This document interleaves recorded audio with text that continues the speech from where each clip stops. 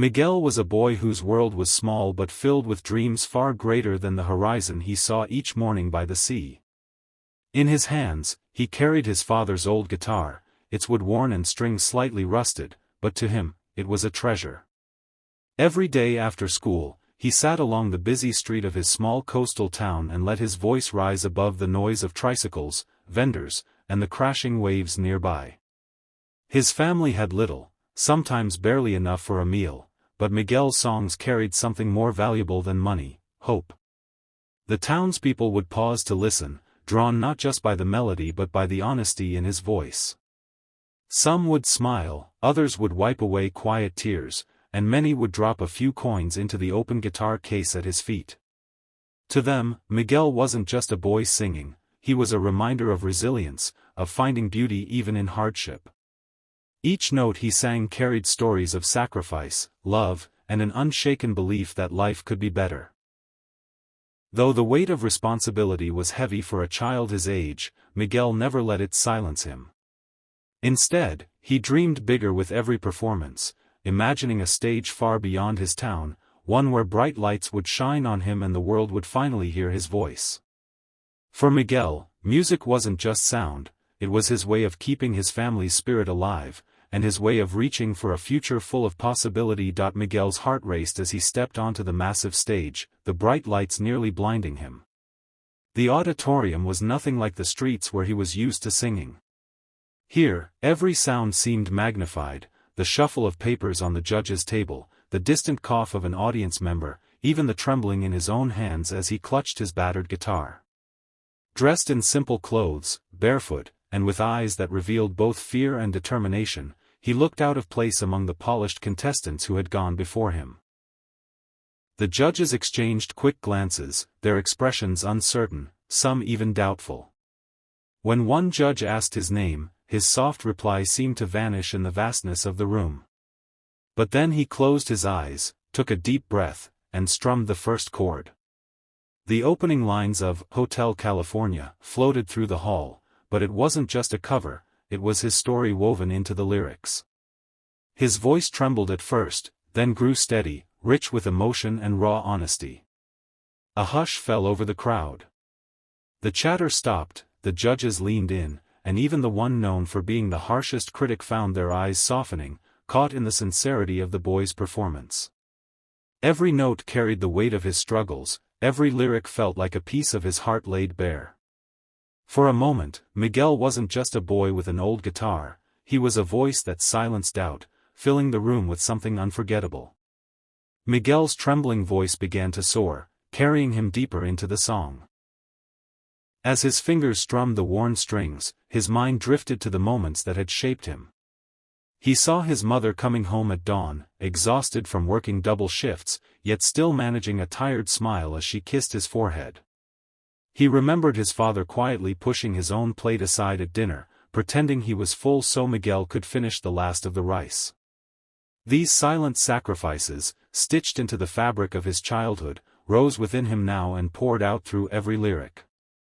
The music became more than sound, it was a confession, a prayer, and a thank you to the people who had carried him through life's harshest storms. His voice cracked with emotion, but instead of weakness, it revealed truth, truth that wrapped around every soul listening. The audience leaned forward, some with hands clasped tightly, others wiping tears that streamed freely. On the judges' panel, the atmosphere shifted. The skepticism from earlier was gone. One judge's lips trembled as they whispered, almost to themselves, "This is more than a song, it's a story of survival and love." It was as if everyone in the room had been transported into Miguel's life, feeling the hunger, the hope, and the unwavering bond of family. For that moment, barriers of language, culture, and distance disappeared. Miguel's voice was no longer just his own, it belonged to everyone who had ever dreamed, struggled, and held on to love as their greatest strength. The last chord lingered in the air like a prayer, soft and trembling, before fading into silence. Miguel lowered his head, clutching the guitar close to his chest, afraid to look up. For a heartbeat, the entire room was still, suspended between doubt and wonder. He thought of his family waiting back home, and a quiet fear crept in. Had he given enough? had he truly reached them? Then, with a sudden crash, the silence was broken. One of the judges slammed their hand onto the golden buzzer. A burst of golden confetti exploded from above, tumbling through the stage lights like falling stars. The audience leapt to their feet, cheering, clapping, crying, as the sound washed over Miguel in waves. He staggered back, his small hands covering his face, overcome by the weight of it all. For the first time in his life, he wasn't just a boy singing on a corner, he was someone the world had seen and celebrated.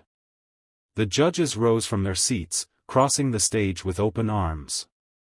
One knelt to hug him, whispering through tears that his performance had reminded them of what music was meant to be, not perfection, not fame, but truth, love, and humanity. Miguel wept into the confetti, his voice lost in the roar of the crowd. In that moment, every sacrifice, every night of hunger, every note sung into the open air of his little town came rushing back, not as pain, but as proof that dreams, no matter how small they begin, can rise higher than anyone dares to believe. Backstage, after the lights dimmed and the confetti settled, Miguel stood before the cameras with tears still shining in his eyes.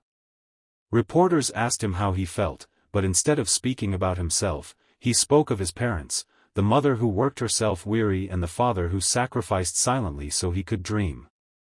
He dedicated his song to them, and to every child who had ever felt invisible, every boy or girl who believed their voice didn't matter. The clip of his audition spread across the internet like wildfire. Within hours, millions had seen the barefoot boy with the battered guitar who sang not for fame, but for love. In living rooms across America, families watched and cried. In cafes in Europe, strangers leaned over laptops, sharing headphones to listen. In classrooms in Asia and villages in Africa, children saw Miguel and whispered, "If he can, maybe I can too." What had begun as one performance in Manila became a message that spanned the world. People were reminded that greatness does not come from glittering stages or polished appearances, but from the resilience born in struggle and the strength found in love. Miguel's story became more than a viral moment, it became a symbol of hope. As his voice echoed across oceans, it carried a truth that touched every heart: sometimes the most powerful songs are not just sung, they are lived.